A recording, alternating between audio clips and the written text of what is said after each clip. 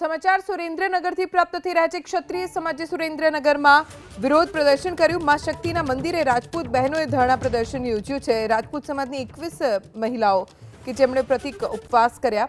માં શક્તિના મંદિરે રાજપૂત બહેનો એકઠી થઈ અને ઉપવાસ કર્યું છે।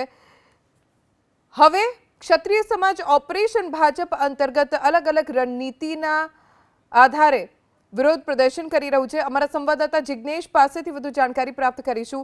જિગ્નેશ, ક્ષત્રિય સમાજ વિરોધ પ્રદર્શન કરી રહ્યું છે, આજનું શું આયોજન છે? જી, સુરેન્દ્રનગર ક્ષત્રિય સમાજ મહિલા પાંખ દ્વારા આજે શક્તિમાના મંદિર ખાતે 21 બહેનો દ્વારા પ્રતિક ઉપવાસ ઉપર બેઠા છે।